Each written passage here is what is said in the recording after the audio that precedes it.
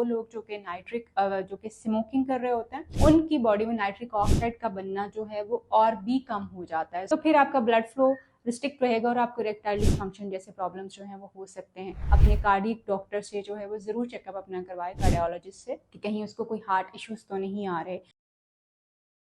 Smoking पूरी दुनिया में आपके अंडर कंसिडरेशन है आपके सेक्सुअल फंक्शंस को देखने के लिए कैसे ये इफेक्ट करती है। स्टडीज और रिसर्च से ये साबित हुआ है कि बहुत सारे वो लोग जो कि स्मोकिंग जो है बड़ा रेगुलर स्मोकर्स हैं, वो चेन स्मोकर्स भी हैं, मे बी 10 से 15 सिगरेट जो रोजाना की स्मोक करते हैं, उनकी बॉडी में नाइट्रिक ऑक्साइड जो कि 40 साल की उम्र तक पहुंचते पहुंचते वैसे ही हमारी बॉडी में कम होना शुरू हो जाता है। बट वो लोग जो कि जो कि स्मोकिंग कर रहे होते हैं, उनकी बॉडी में नाइट्रिक ऑक्साइड का बनना जो है वो और भी कम हो जाता है।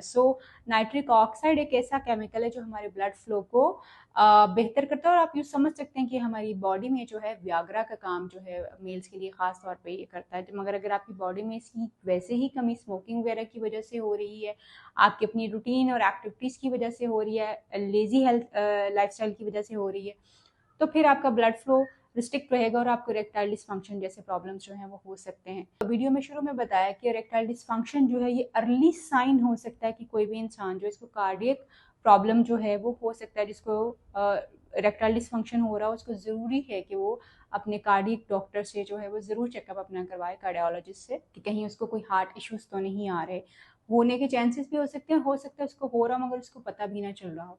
वाई? बिकॉज जितने भी आपका कार्डियोवेस्कुलर जितना भी सिस्टम आपके जिस्म में, जितने भी खून के साथ जुड़ा हुआ जो जो आपका सिस्टम है, डायरेक्टली खून के साथ जुड़ा हुआ जो भी सिस्टम है आपकी बॉडी का, जो मेजर फंक्शंस हैं आपके, जिसमें आपका हार्ट प्रॉब्लम्स हो सकते हैं, आपका डायबिटीज़ हो सकता है, आपका कोलेस्ट्रॉल जो है वो उसका प्रॉब्लम जो है वो हो सकता है, एंड देन आपका सेक्सुअल डिसफंक्शन हो सकता है। ये सारी चीज़ें आपस में जुड़ी हुई हैं।